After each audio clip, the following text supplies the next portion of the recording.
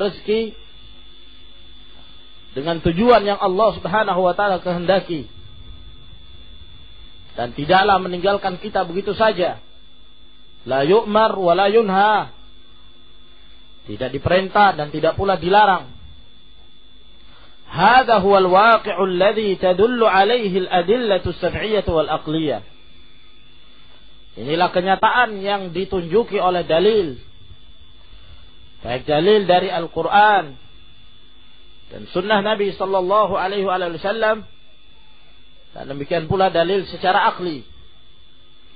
Amma as-sam'iyyatu, adapun dalil secara naqli, faminha qauluhu ta'ala. Maka diantaranya adalah firman Allah Subhanahu wa ta'ala. Afa hasibtum annama khalaqnakum abathan. Apakah kalian menyangka bahwa kami menciptakan kalian dalam keadaan sia-sia, abad? Wa annakum ilaina la turja'un. Dan apakah kalian menyangka bahwa kalian tidak dikembalikan pada kami? Fata'ala Allahul Malikul Haq. Maha tinggi Allah, Al-Malikul Haq, la ilaha illa huwa. Maka di dalam ayat ini Allah Subhanahu wa ta'ala membantah prasangka dari Al-Kuffar, prasangka mereka bahwa mereka diciptakan begitu saja, tanpa ada undang-undang, tanpa ada batasan-batasan yang ditetapkan pada mereka. Sini menunjukkan bahwa Allah Subhanahu wa ta'ala menciptakan kita bukan dalam keadaan abad, bukan dalam keadaan hamal, tanpa ada beban syariat yang Allah berikan pada kita. Wa qauluhu, dan firman Allah Subhanahu wa ta'ala dalam suratul Qiyamah ayat 36 sampai ayat 40. Ayahsabul insanu ayyutraka sudah. Apakah manusia itu menyangka mereka ditinggalkan dalam keadaan sudah yakni hamala, tidak dibebankan kepada mereka syariat? Apakah manusia demikian? Manusia tidaklah seperti hewan, manusia tidaklah seperti binatang. Sebab Allah Subhanahu wa ta'ala memberikan satu keistimewaan yang ada pada penciptaan manusia yang tidak diberikan pada yang lainnya, yaitu adanya akal. Maka pada akal itulah mereka berpikir untuk menentukan yang hak dan yang batil, untuk menentukan mana yang benar dan mana yang keliru. Maka Allah Subhanahu wa ta'ala membantah pernyataan mereka, prasangkaan mereka. Apakah manusia itu menyangka mereka ditinggalkan begitu saja? Alam yakunu nutfatan min maniyyin yumna. Bukankah mereka dahulu nutfah dari mani yang dipancarkan? Mereka dahulu dalam keadaan nutfah. Ini keadaan mereka. Tsumma kana 'alaqatan fa khalaqa fa sawwa. Kemudian setelah itu mereka menjadi 'alaqah, segumpal darah. Kemudian Allah Subhanahu wa ta'ala menciptakan mereka dengan proses mudghah.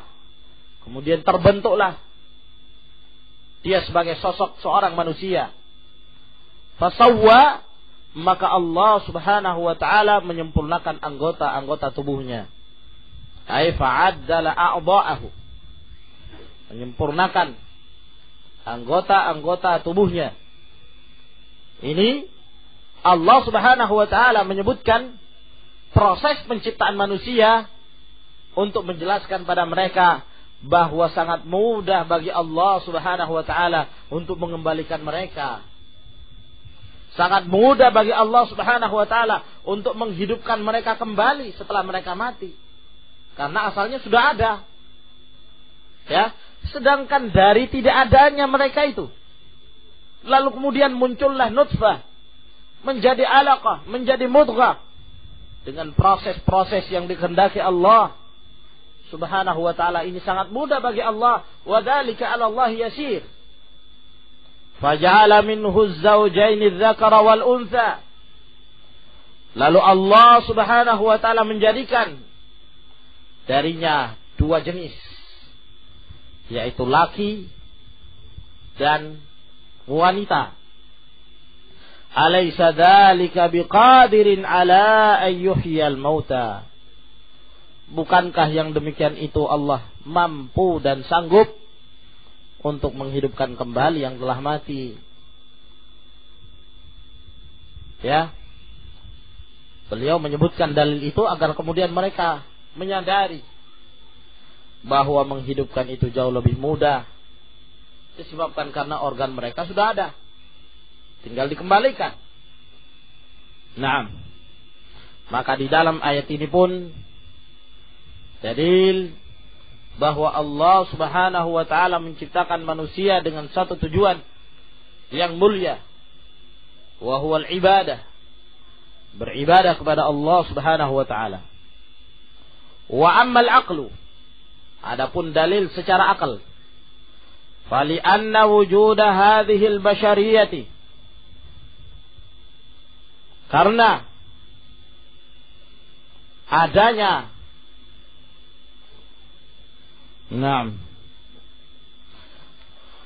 qala al-muallif rahimahullah wa ammal aqlu, adapun dalil secara akli, fali anna wujuda hadhil bashariyati litahya, karena keberadaan dia sebagai manusia, keberadaan kemanusiaan ini mereka diciptakan oleh Allah Subhanahu wa ta'ala litahya, untuk hidup, thumma tatamatta, kemudian bersenang-senang, kama tatamatta'ul an'am, sebagaimana bersenang-senangnya hewan ternak, binatang-binatang ternak. Thumma tamutu, kemudian setelah itu mereka mati.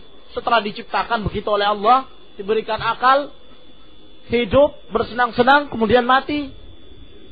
Ila ghairi ba'tsin wala hisab, lalu kemudian tidak dibangkitkan dan tidak ada penghisaban. Ini kata beliau, amrun la yaliqu bi hikmatillahi azza wa jalla.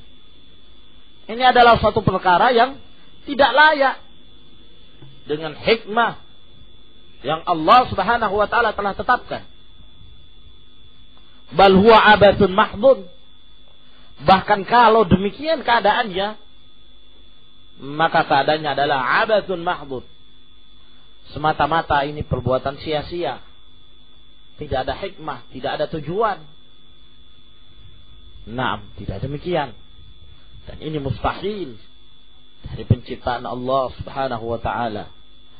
Wala yumkinu an yakhluqallahu hadhil khaliqata, dan tidaklah mungkin Allah Subhanahu wa ta'ala menciptakan makhluk ini, wa yursila ilaiha ar-rusula, dan kemudian mengutus kepada mereka para rasul, wa yubih lana dima'al mu'aridin al-mukhalifin lirrusuli alaihimus salatu wassalam, dan menghalalkan kepada kami darah-darah orang-orang yang menyelisihi dan yang menyimpang dari ajaran Rasul alaihimus salatu wassalam.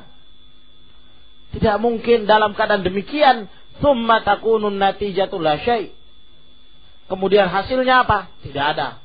Setelah mati selesai masalah. Ada mustahil. Ada mustahilun ala hikmatillahi azza wa jal. Ini adalah perkara yang mustahil, ya, yang menunjukkan hikmah Allah Subhanahu wa ta'ala. Oleh karena itu Allah Subhanahu wa ta'ala telah menetapkan adanya ajaran-ajaran yang mereka harus patuh dan berada di atasnya dengan dikirimnya para nabi dan rasul. Qala al-muallifu bal arsala ilaina rasulan, bahkan ini untuk membantah yang sebelumnya, bahwa kita tidaklah diciptakan begitu saja, namun Allah mengutus kepada kita seorang rasul. yaitu anna Allah azza wa jalla arsala ilaina ma'syar hadhihi al-ummah, bahwa Allah subhanahu wa ta'ala telah mengutus kepada kita sekalian umat ini, yaitu umat Muhammadin sallallahu alaihi wasallam, telah diutus kepada umatnya Muhammad sallallahu alaihi wasallam rasulan, seorang rasul. Tidak berbilang rasul yang diutus kepada umatnya Muhammad sallallahu alaihi wasallam. Mereka tidak mempunyai rasul kecuali Rasulullah alaihi salatu wasallam. Yatlu alaina ayati rabbina, yang membacakan pada kita ayat-ayat Rabb. Wa yuzakkina, dan mensucikan kita. Wa yu'allimunal kitaba wal hikmah, dan mengajarkan kepada kita Al-Quran. Al-hikmah yakni sunnah Rasulullah sallallahu alaihi wasallam, kama qala al-Imam Syafi'i wa ghairuhu. Kama arsala ila man qablana, sebagaimana Allah telah mengutus kepada orang-orang sebelum kita pula para nabi dan rasul. Qala Allah tabaraka wa ta'ala, Allah subhanahu wa ta'ala berfirman, wa in min ummatin illa khala fiha nadhir. Wa in di sini maknanya adalah ma nafiyah, yakni wa ma min ummatin, dan tidak satupun umat illa melainkan khala fiha nadhir, ay madha, melainkan telah berlalu padanya ada yang memberikan peringatan, yaitu para nabi dan rasul.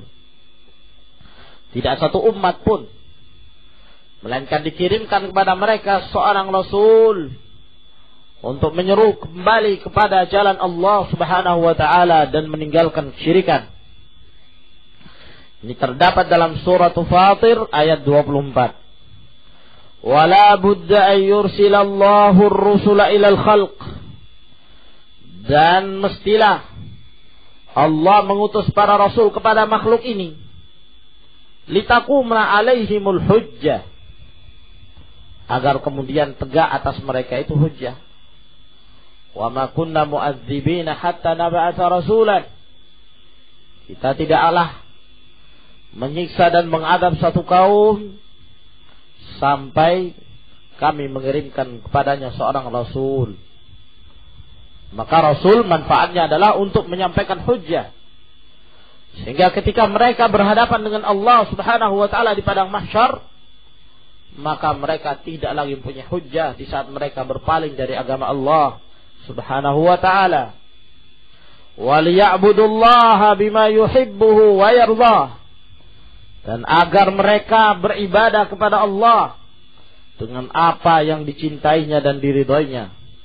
Qala Allah tabaraka wa ta'ala, Allah subhanahu wa ta'ala berfirman dalam surah An-Nisa ayat 163 sampai 165. Inna awhayna ilaika kama awhayna ila Nuhin wan nabiyyina min ba'di. Sesungguhnya kami telah mewahyukan kepadamu, yakni kepadamu wahai Muhammad sallallahu alaihi wasallam, sebagaimana telah kami wahyukan kepada Nuh, wan nabiyina min ba'di, dan kepada para nabi-nabi setelah Nuh. Di sini isyarat bahwa Nuh alaihi salam adalah rasul yang pertama. Naam, sebagaimana yang telah kami wahyukan kepada Nuh dan nabi-nabi setelahnya. Naam. Dan beliau tidak Allah subhanahu wa ta'ala tidak mengatakan nabi-nabi sebelumnya. Wa auhayna ila Ibrahim wa Ismail wa Ishaq wa Yaqub wal asbab wa Isa wa Ayyub wa Yunus wa Harun wa Sulaiman. Dan telah kami wahyukan pada mereka Ibrahim, Ismail, Ishaq, Yaqub dan keturunannya, Isa, Ayyub, Yunus, Harun dan Sulaiman, wa ataina Dawud zabura, dan kami telah memberikan kepada Daud kitab Zabur. Wa rusulan qad qasasnahum 'alaika, dan rasul-rasul telah kami ceritakan tentang mereka kepadamu min qablu, dari sebelummu.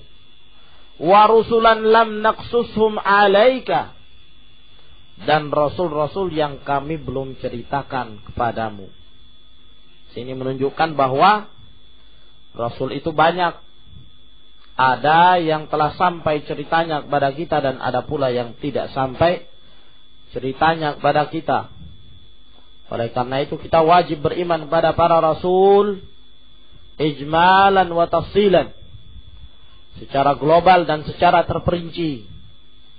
Secara global kita mengimani seluruh rasul yang dikirim, yang diutus oleh Allah Subhanahu wa taala.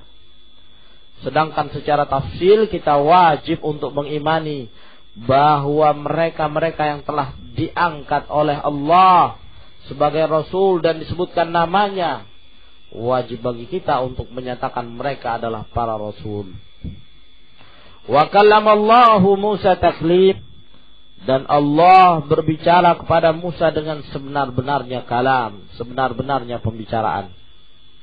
Rusulan mubasyirin wa mundhirin li'alla yakuna lin-nasi 'ala Allahi hujjatun ba'da ar-rusul. Para rasul yang mereka membawa kabar gembira bagi orang-orang yang taat, wa mundhirin, dan memberikan peringatan bagi orang-orang yang membangkang. Li'alla yakuna lin-nasi 'ala Allahi hujjatun ba'da ar-rusul, agar kemudian tidak ada lagi hujjah yang dimiliki oleh manusia di saat mereka akan berhujjah di hadapan Allah setelah datangnya para nabi dan rasul kepada mereka dan memperingatkan mereka dari bahayanya penyimpangan-penyimpangan itu. Wa kana Allahu azizan hakiman. Maka di dalam ayat ini menjelaskan kepada kita salah satu faedah diutusnya para rasul, yaitu dalam rangka iqamatul hujjah, menegakkan hujjah pada manusia, liyahlika man halaka an bayyinah wa yahya man hayya an bayyinah, agar binasa seseorang, dia binasa di atas kejelasan, dan seseorang hidup mendapatkan hidayah juga di atas kejelasan.